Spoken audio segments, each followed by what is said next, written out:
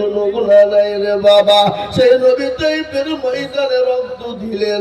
আল্লাহ বলেন নবী গো আপনি মক্কা ছেড়ে মদিনার পথে চলে যান গো হাবিবুল্লাহ। ইয়া রাসূলুল্লাহ আপনি মক্কার জমিনে আর থাকবেন না। আল্লাহর নবী মক্কা ছেড়ে মদিনার পথে যেতে মন চায় না, কিন্তু আল্লাহ বলেছেন যেতে তার জন্য। তার নবী মক্কা ছেড়ে মদিনার পথে যাবে, কিন্তু রাসূলকে কাফের বেঈমানরা যেতে দেবে না, ঘেরাও করে নিয়েছে। প্যারা নবী বলেন এ কোরআনে এমন কিছু নেই তা নেই বাবা।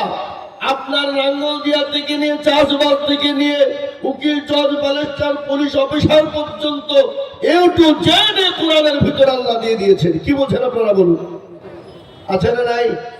কোরআন এমন একটা কিতাব, এ কোরআন এমন একটা বই যার ভিতরে এমন কিছু নাই তা নেই। কিন্তু এই কোরআন লিখেছেন কে? এ কোরআনের মালিক কে? এ কোরআনের স্রষ্টা কে? যিনি আপনার আমার রব, যিনি মুসাব্বিহু লিল্লাহি মা ফিস সামাওয়াতি ওয়া মা ফিল আরদ, যিনি আসমান এবং জমিনের মালিক, তিনি হলেন আল্লাহ। এই আল্লাহ হলেন কিতাবের মালিক। আমি আপনাদেরকে বলবো বাপ, রাসূলুল্লাহ সাল্লাল্লাহু আলাইহি ওয়াসাল্লাম বলে গেছেন খায়রুকুম মান তাআল্লামাল কুরআনা ওয়া আল্লামাহু, যারা কোরআন শিখলো অপরকে শিক্ষা দিল তারা হলো পৃথিবীর সর্বশ্রেষ্ঠ ব্যক্তি। বুঝতে পেরেছেন না পারেননি? আরে কোরআন এমন একটা কিতাব, একে হাত দিলে নেকি, স্পর্শ করলে নেকি, বুকে টানলে নেকি, দেখলে নেকি, পড়লে নেকি, ছুলে নেকি, সাহায্য করলে নেকি। আছে না নাই জোরে বলুন?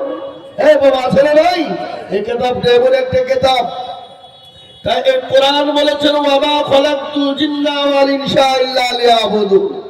আল্লাহ বললেন বান্দা আমি তোমাদেরকে বানিয়েছি আমার ইবাদত করো, বন্দেগী করো, আমার হুকুম আহকামকে মেনে নাও বান্দা। এই জন্য আমি রব্বুল আলামিন তোমাদেরকে দুনিয়ার জমিনে বানাইলাম।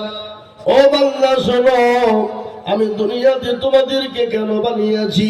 তোমরা দুনিয়ার জমিনে গিয়ে খালি দুনিয়া দুনিয়া করে পাগল না না না। আল্লাহ বলেন বান্দা আমি তোমাদেরকে বানাইলাম আমার হুকুম নামাজ আদায় করো।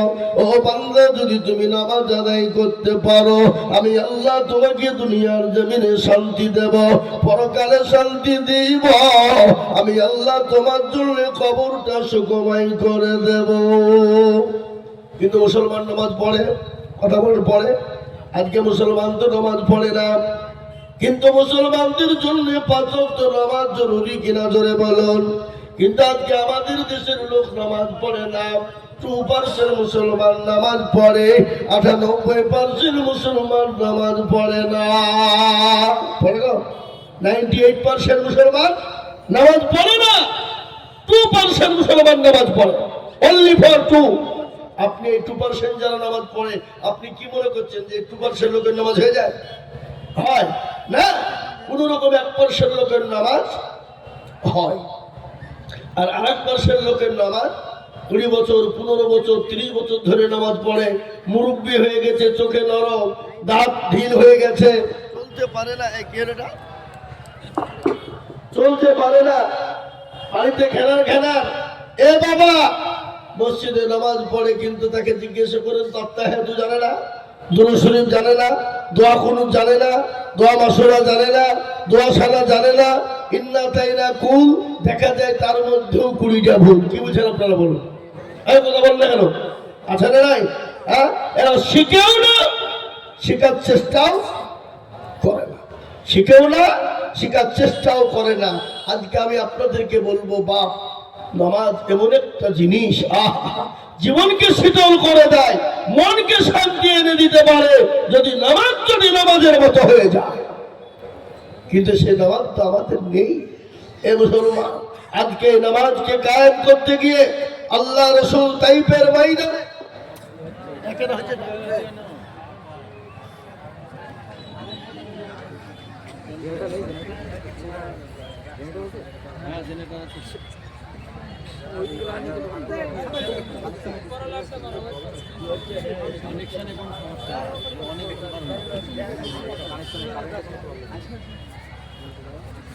জি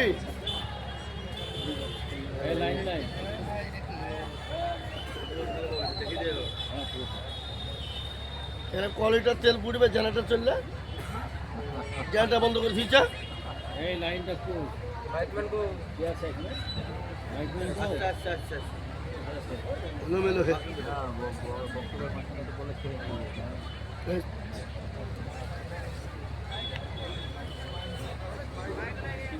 বুঝা তো মহতারা বুজুর্গ দোস্ত আমার ভাইরা আল্লাহ ওয়ালা দিন ওয়ালা ঈমান ওয়ালা কলবা ওয়ালারা, তো যেটা বলতে চাইছিলাম কি, নামাজ এক নম্বর নামাজ। আর এই নামাজকে কেন আমরা পড়বো না বাবা? এই নামাজের জন্য সাহাবায়ে কেরামরা মার খেলেন, তাইফের ময়দানে রাসূলুল্লাহ রক্ত দিলেন, ওদের প্রান্তে মার খেলেন, বদরের যুদ্ধে মার খেলেন। খালি নামাজকে কায়েম করার জন্য, দিনকে কায়েম করার জন্য, ইসলামকে কায়েম করার জন্য সেই নামাজ আর মুসলমান পড়ে না। এ মুসলমান গো, এ নামাজের জন্য আল্লাহ নবী, দয়াল নবী, মার নবী মানুষের কাছে গিয়ে বলেছিল, এক আল্লাহকে মেনে না, এক রাসূলকে মেনে না, নামাজকে কায়েম করো। আল্লাহ নবীর উপর অত্যাচার শুরু হয়ে গেল, আল্লাহ নবীর উপর এত অত্যাচার হয়ে গেল, নবীর পা থেকে মাথা পর্যন্ত রক্ত লাল হয়ে গেল, গোটা শরীর জামা ফুলের মতো হয়ে গেল। আল্লাহ নবী বেহুশ হয়ে গেলেন তাইফের ময়দানে। ফেরেশতারা বলে, আল্লাহ একটা বারের জন্য তুমি হুকুম দিয়ে দাও, তাইফের মাটিকে ধ্বংস করে দিই। আল্লাহ রব্বুল ইজ্জত বললেন, ফেরেশতা বললেন, শোনো, যতক্ষণ পর্যন্ত আমার হাবিবুল্লাহ না বলবে আমি আল্লাহ ততক্ষণ পর্যন্ত কিছুই করব না। আল্লাহ নবী বললেন, ও ফেরেশতা শোনো, আমি যদি তাদের জন্য একটু দোয়া করে দিই, তিনি তো দয়ার নবী, মায়ার নবী, রাহমাতাল লিল আলামিন, তিনি দয়ার সাগর, তিনি কত বড় দয়ার নবী তিনি জানেন। 63 বছরের জিন্দেগি জীবনেও কোনোদিন কাউকে তিনি গালি দেননি, কোনোদিন কাউকে ধমক দেননি, কোনোদিন কারোর সঙ্গে খারাপ ব্যবহার করেননি। তিনি তো রাহমাতাল লিল আলামিন। আল্লাহ কোরআনে পাকের মধ্যে বলে দিলেন, ইন্নাকা লাআলা, আল্লাহ কোরআনে বললেন, ওয়া মা আরসালনাকা ইল্লা রাহমাতাল লিল আলামিন।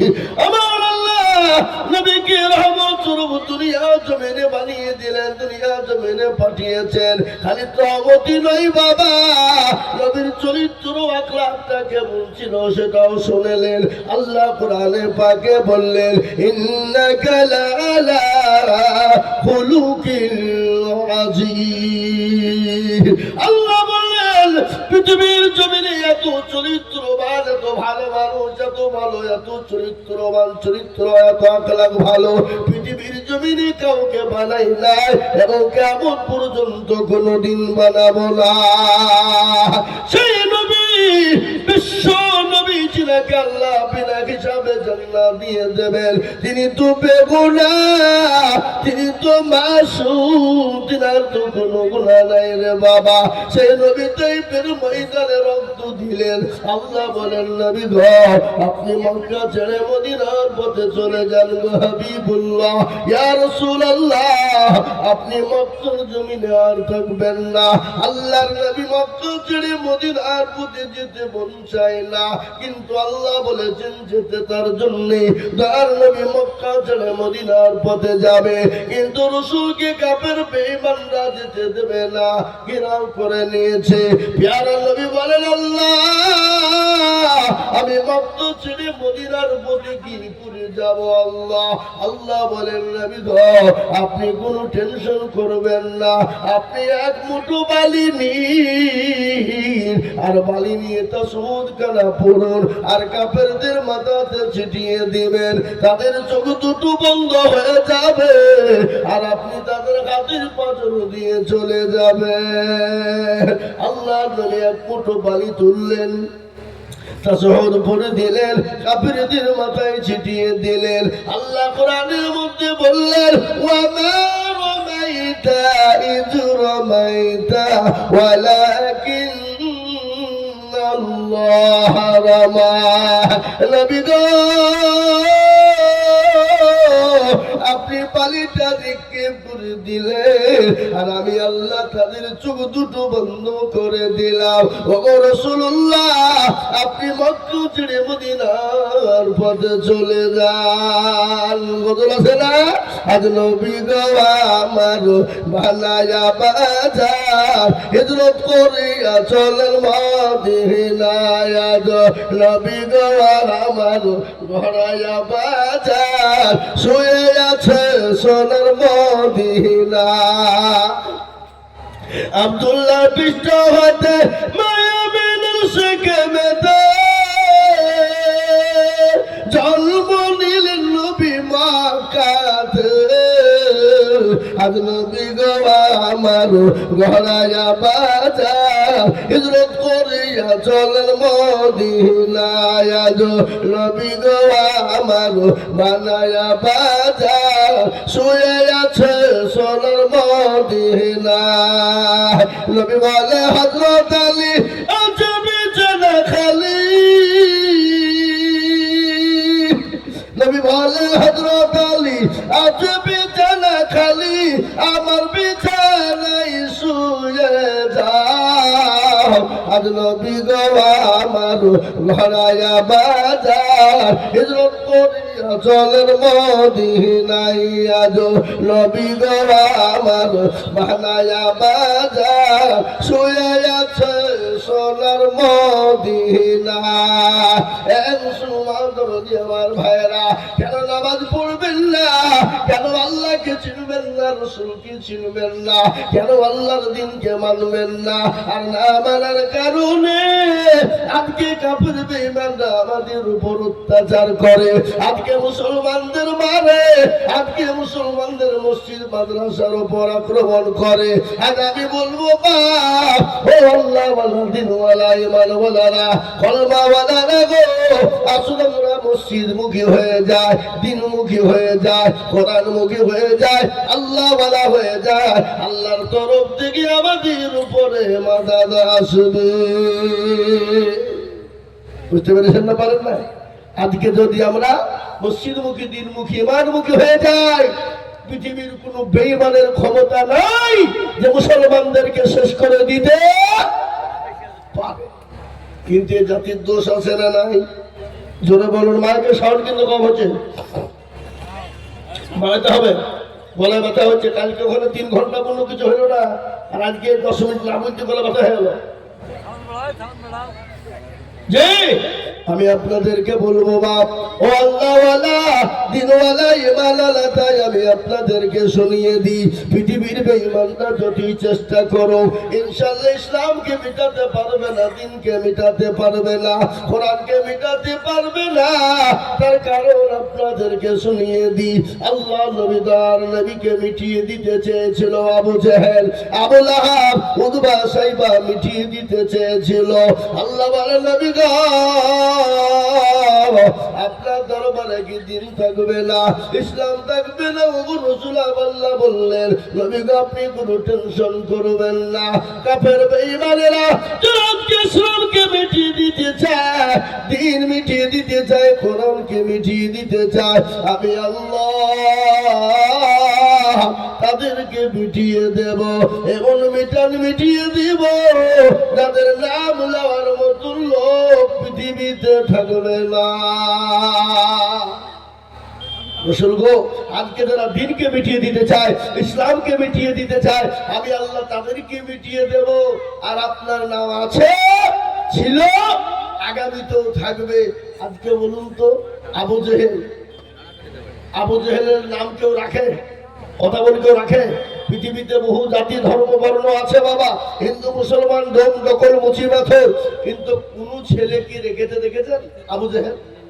কেন? ওরা সবাই জানে যে 1 নম্বর হারামি মার্কা লোক ছিল আবু জেহেল। কি মার্কা? জোরে বলুন না, কি মার্কা? হারামি মার্কা। এর জন্য ছেলের নাম কেউ রাখে না। দেখেন একজন মদখোর, গাঁজাখোর, চুল্লুখোর, জীবনেও নামাজ পড়ে না, রোজা করে না, আল্লাহ চিনে না, কিন্তু আপনাকে বুঝিয়ে দেখেন যে পাকা আবু জেহেল রে, আপনার ঠুটনি উড়িয়ে দিবে। এই কথা বলেন, দিবে না? দিবে না? কথা বলেন। এই তোমাকে আবু জেহেল বললি কেনা? আবু জেহেল বললি কেনা? হে বাবা, আবু জেহেলকে কেউ দেখতে তার নাম নেই, কিন্তু রাসূলুল্লাহকে মিটিয়ে দিতে চায়। ইসলাম মিটিয়ে দিতে চেয়েছিল বেঈমানরা, ইসলামকে মেটাতে পারেনি, রাসূলকে মেটাতে পারেনি। এখন এই যুগের বেঈমানেরা মুসলমানদের মসজিদ গুলাকে ভেঙে দেয়, মুসলমানদের কোরআন গুলাকে পুড়িয়ে দেয়, মুসলমানদের মাদ্রাসা গুলাকে শেষ করে দিয়ে তারা ইসলাম এবং কোরআনকে মিটিয়ে দিতে চায়। আমি বলবো মুসলমান গো, এই পৃথিবীর জমিনে যেদিন মুসলমান থাকবে না, যেদিন কোরআন থাকবে না, ইসলাম থাকবে না, পৃথিবীর জমিনে কোনো জাতি, কোনো বেঈমান পৃথিবীর জমিনে থাকতে পারবে না। যেদিন ইসলাম থাকবে না, মসজিদ মাদ্রাসা থাকবে না, মুসলমান থাকবে না, গোটা পৃথিবীর জমিনে সেদিন কোনো বেঈমান থাকতে পারবে না। এ সমস্ত কে দিয়েছে? দুনিয়ার মালিক তো আল্লাহ, জমিনের মালিক আল্লাহ, ইসলামের মালিক আল্লাহ, মুসলমানদের মালিক হলেন আল্লাহ। আল্লাহ নিজে কোরআনে বলে দিয়েছেন, হাক্কান আলাইনা নাসরুল মুমিনিন। আল্লাহ বললেন যারা মুমিন হয়ে যায়, মুত্তাকিন হয়ে যায়, আমি আল্লাহ তাদেরকে চতুর্দিক থেকে হেফাজত করব। আমি বলব আজ ইসলামের বিরোধিতা, কোরআনের বিরোধিতা, মসজিদের বিরোধিতা যারাই করেছে, করবে, আল্লাহ তাদেরকে দুনিয়ার জমিনে বরবাদ করে দিবে, ধ্বংস করে দিবে। তারপরে ইসলামকে কেউ মিটাতে পারবে না, কোরআনকে মিটাতে পারবে না, মসজিদ মাদ্রাসা পারবে না। একটু হাতটা উঁচু করে দিয়ে বলুন না ইনশাআল্লাহ। অনেকে তুল্য, ওরা মনে মনে কাছে যে তুল্য হয়তো বিপদ। এ বাবা, তুললে বিপদ নাই। যে তুলে দিল সে জিতে গেল, যে তুলে দিল না সে হেরে গেল। ও মনে করছে কেউ দেখতে পাবে না। কবি বলে দিলেন, যে কবি কি বলেছেন বাবা, সবাই বলে আমি ভালো, আমি জানি কি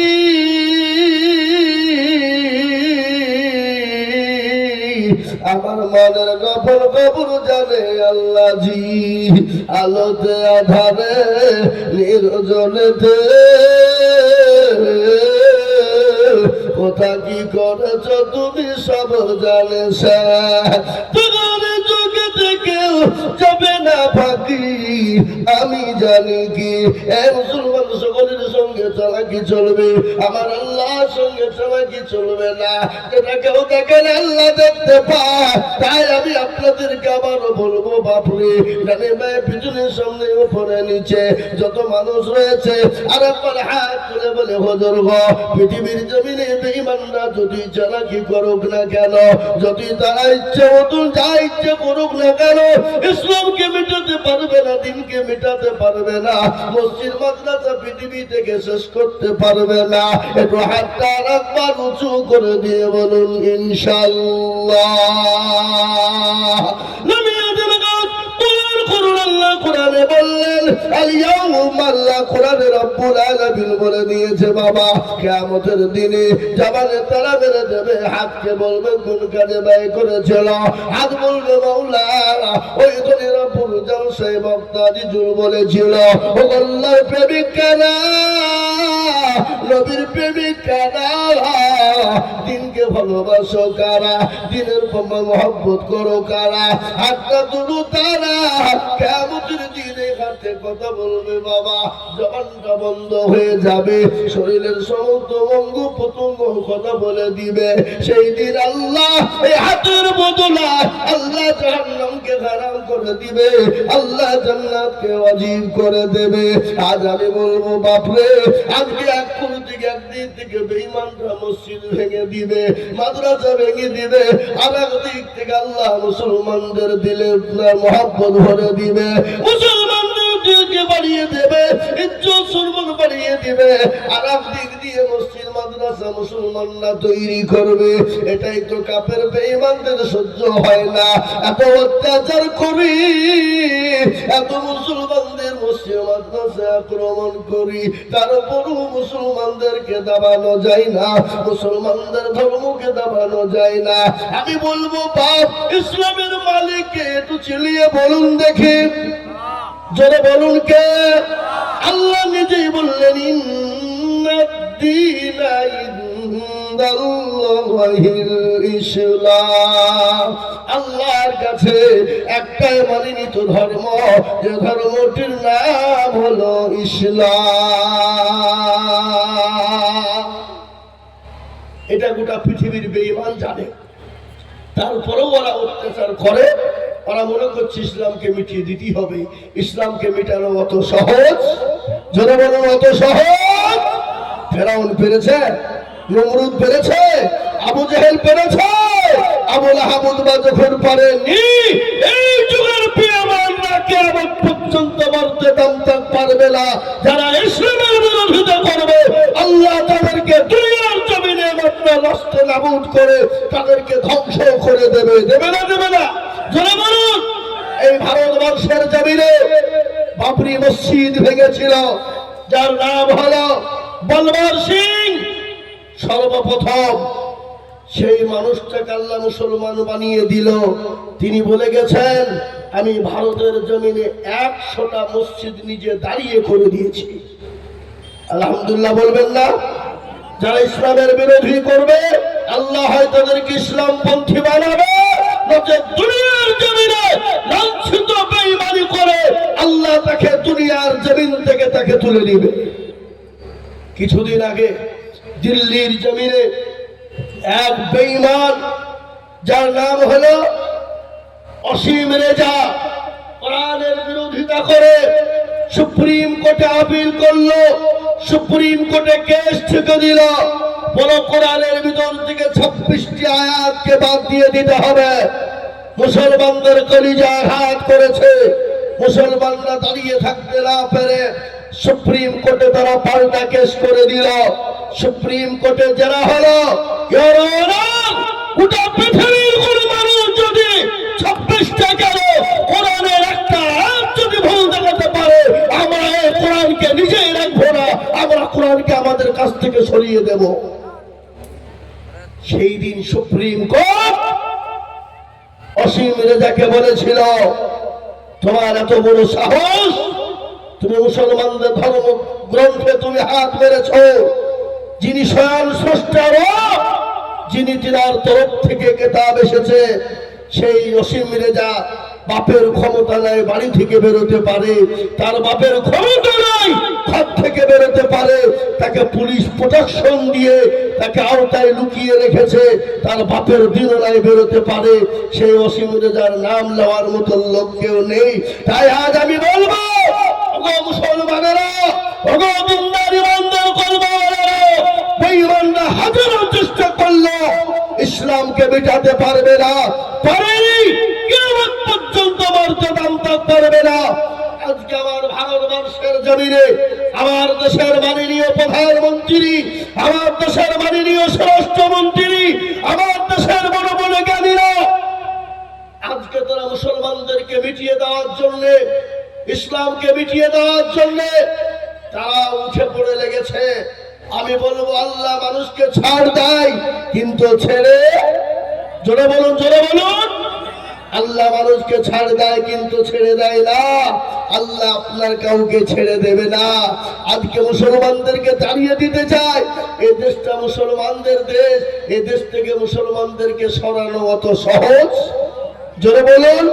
মুসলমানরা তাদের কি ডকুমেন্টস নিবে? তারা এই দেশের মুসলমানরা, এটা হলো মুসলমানদের পৈতৃক সম্পত্তি।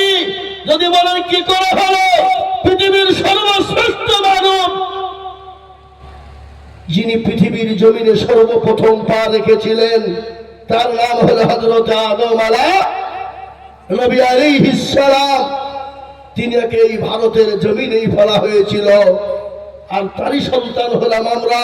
ওয়ালাকাদ কাররামনা বনি আদম, সেই আদম আলাইহিস সালামের সন্তান হলাম আমরা। কি ডকুমেন্টস চাই তারা? এ ভারতে মুসলমানদের আগে কে ছিল?